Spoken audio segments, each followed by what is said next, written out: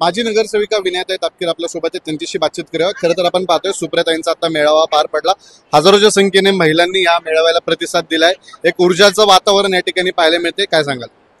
महिला शक्ती ज्यांच्या मागे राहील त्यांचा विजय हा नक्की आहे।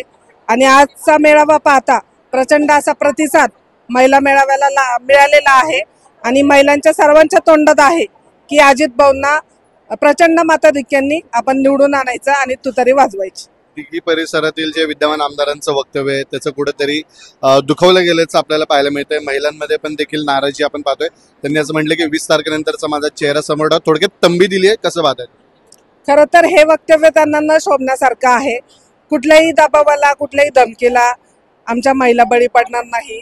सरोलीकर जनता शून्य आहे, सगळेच समाविष्ट गावातले नागरिक शून्य आहेत आणि अशा प्रकारे धमक्या देत असतील तर आम्ही पण सक्षम आहोत उत्तर देण्यासाठी।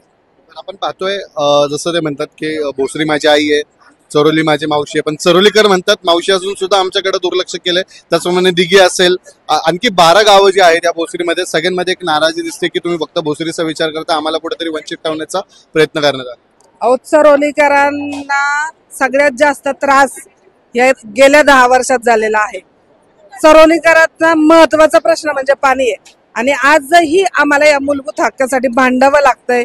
हे खरं तर खूप मोठं दुर्दैव आहे। 10 वर्ष आम्ही यांना संधी दिली, परंतु 10 वर्षात आमचं फार वाटोळं झालेलं आहे।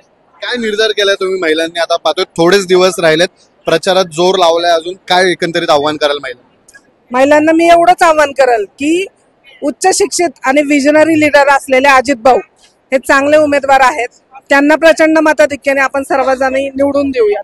सुप्रियाताईंनी काय कानमंत्र दिलं? सुप्रियाताईंना सांगितलं की चरोलीकरांच्या मनातली भावना काय आहे, 7-12 वाजवा आणि तुतारी वाजवा।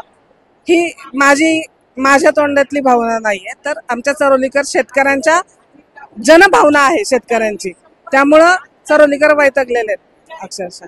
तर आपण पाहतोय आपल्यासोबत माजी नगरसेविका विनयताई तापकीर होते। त्यांनी देखील या ठिकाणी सांगितलंय की चरोलीकरांमध्ये मोठ्या प्रमाणात नाराजी आहे, कुठेतरी 23 तारखेच्या निकालामधून भोसरीकर याला उत्तर देतील। कॅमेरामॅन मानदास शिवरायसह प्रसन्न तरडे, आपला आवाज, पिंपरी चिंचवड।